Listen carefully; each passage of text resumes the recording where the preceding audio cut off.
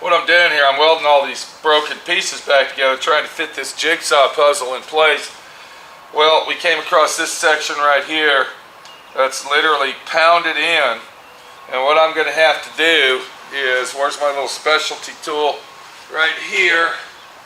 I tried to get inside there with a hammer and a long bar and tried to hammer it out, but the only way we're going to be able to do that is take the dash out, and we're not doing that. I'm not going to that extreme on this. So what I'm going to do is I'm going to take this little tool right here, and then what I've done is I drilled some 1/8" holes, and it looks like we're going to have to go a little bit, we're going to have to wobble those out a little bit. So what I did,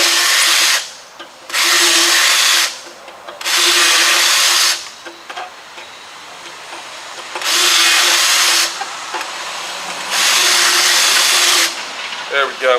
Okay, so what I did is I went ahead and drilled them holes. I'm going to take this hook. Now what I'm going to do is take my cutting torch, and then I'll heat that up and I'll pull all that out. And then once it cools down, I'll go ahead and weld it all together, weld the holes up, because let me get this piece here.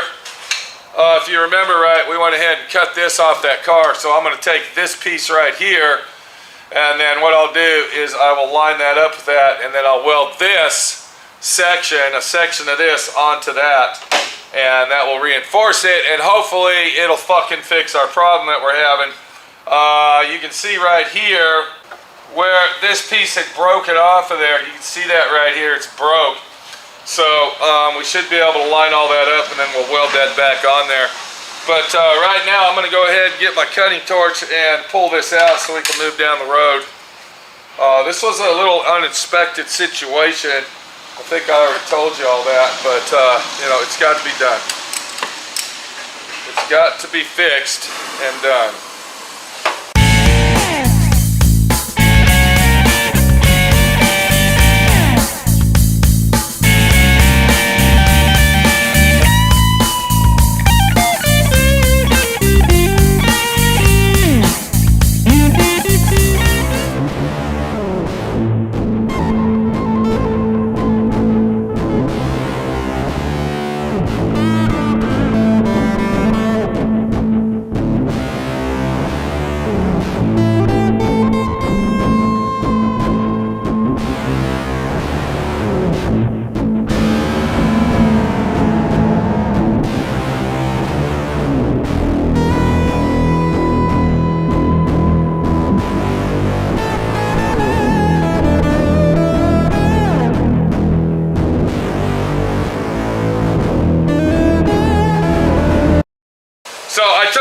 Insulation out inside, so I know there's no insulation in there to catch on fire, hopefully.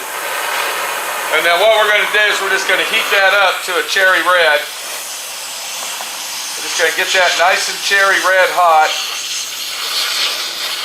just like this. And then while that is cherry red, I'll take my poker tool and I'll pull it out, just like you can see me doing here. And I got to manipulate my flashlight into another direction here. Okay, right there. All right, so you got to do this while the metal is cherry red, and you got to be really, really quick at it because you don't want to start any fires.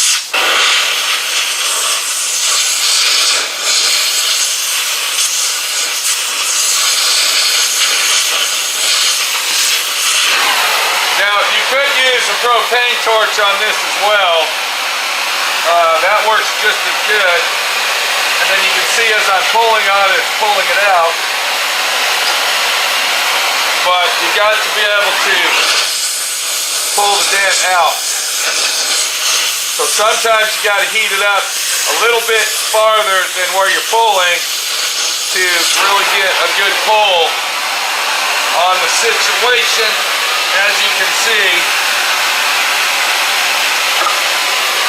this will really make it work properly. And you got to be quick at it.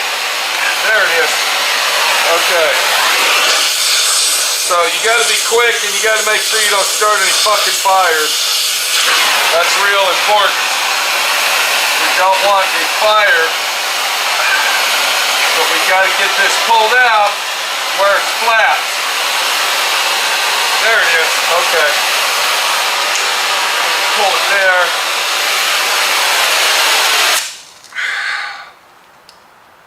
Alright, we're having a little problem with our flashlight staying in place because of all this rust, see? And when you put a magnet on rust, it doesn't want to stay on there. Okay. It looks like it's coming out really good. I'm going to go ahead and drill another hole right here. It looks like that section there needs to be pulled out just a little bit.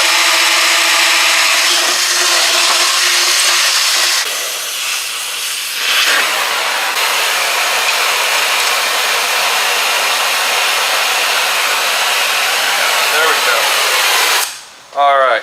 So what we've done here, we went ahead and flattened that out. Now I'm going to take my hammer and then I'll gently, okay, I'm going to gently pound that back in. And what I'm doing, I'm molding it, I'm trying to form it. And then I'll grind that down, and I think once I weld everything back together, we might go ahead and heat it up, and I'll take a different hook and I'll pull it out around this hole right here, and then we'll be ready to go ahead and take this piece right here, cut it out, and then we'll weld that on there. Now, we're not going to really make a big deal of this. One thing that I am going to do is I am going to overlay this piece on that piece. That's going to give this more structure, since that's already cracked out and broken out. That's going to give that more strength if I actually cut this out right in this area here.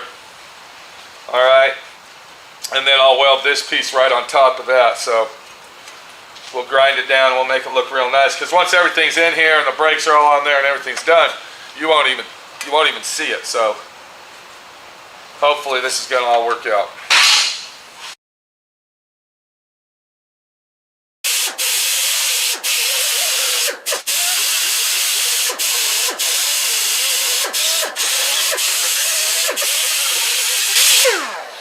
All right, we got to drill a small hole, so I'm going to go ahead and take my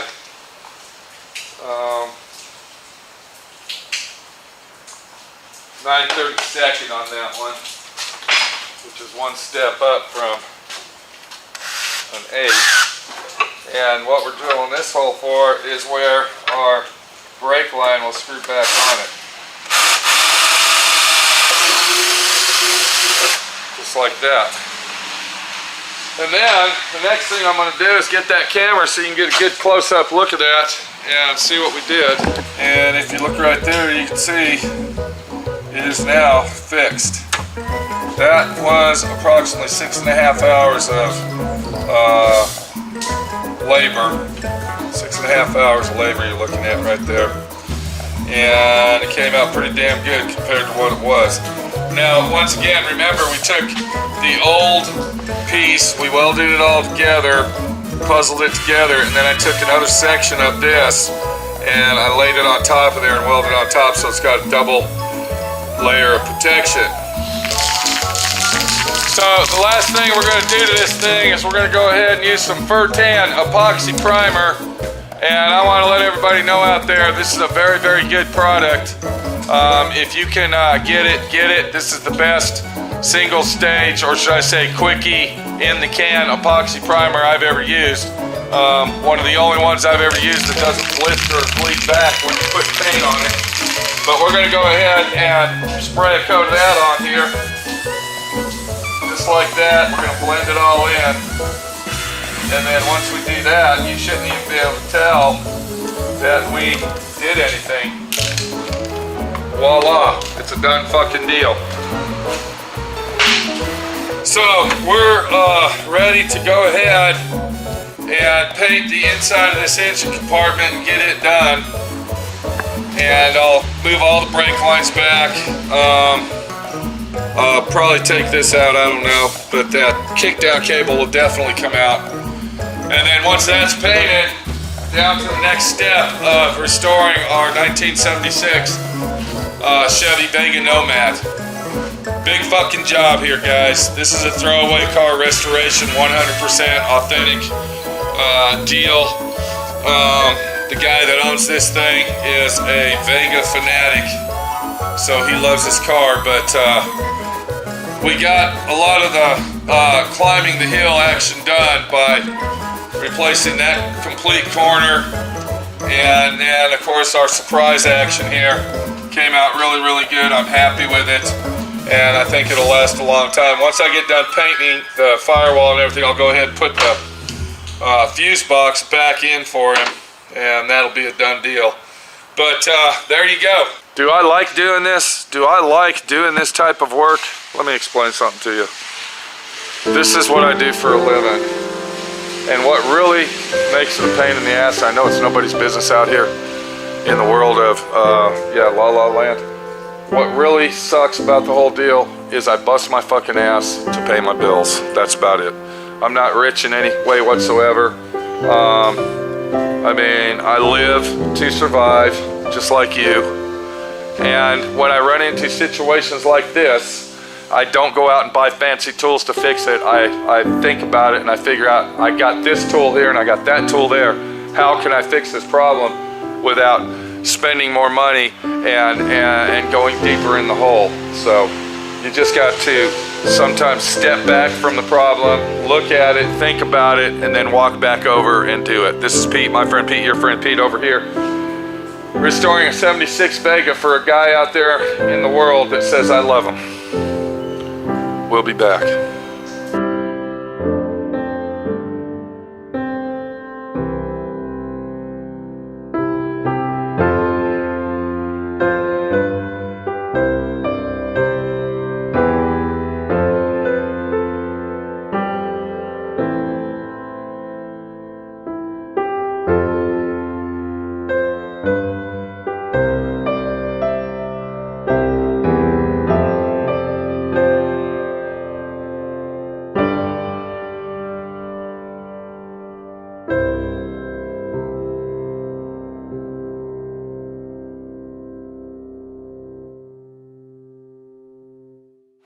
Alright, we got everything done. The last and final thing to do here is we're going to go ahead and paint that. Now the color we're using is a 1976 Chevy color called lime green. Have you ever seen it? I'm sure I have. Let's go ahead and take a look at that. Can you see that in there? Yep. Okay, that's the color. That's the factory original color that he wants. So I'm presuming that this paint is going to take 3 or 4 coats to cover. Let's go ahead and get one on there and see what happens. Maybe the body shop girl might want to stand downwind so you don't get blown up on it.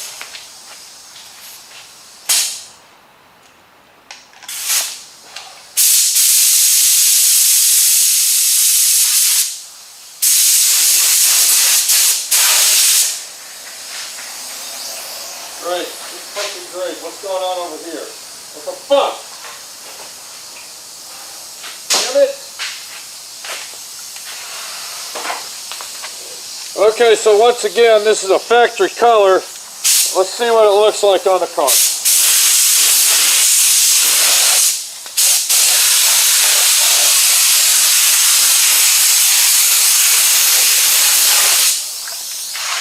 What are you thinking about that, Minnie, the body shop girl? Being a professional that you are. It looks great, Pete. You like that color? Yeah, it looks nice. That's one coat. That's one coat of paint.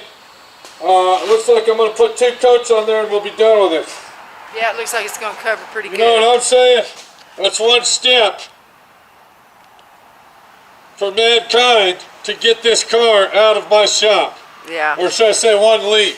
Yeah, a leap. For my friend Pete. There you go.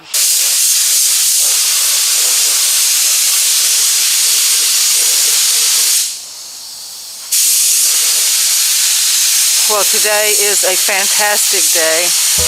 This car has been here a very long time, and the fact that it's finally getting paint on it means that it's that much closer to being gone and out of our shop. Yay! Son of a bitch! What happened? Just hang on. Who knows? He's such a drama queen. I can believe it. Look at that crap. Now who the hell did that? Are you looking at this? I don't even know what you're talking Look about. at this edge rolled up. Who the hell did that? God, man, I don't fucking believe it. Unbelievable. You're trying to get something out of the shop and this is what happens. Is this the real situation here? Huh? I don't fucking believe this. Okay, now it's rolled up the right way. Fuck! He's just being overly dramatic. As y'all could see, he did basically nothing. Let's get this big thing. That's alright, that's under the fender. That's under the fender, you don't see it.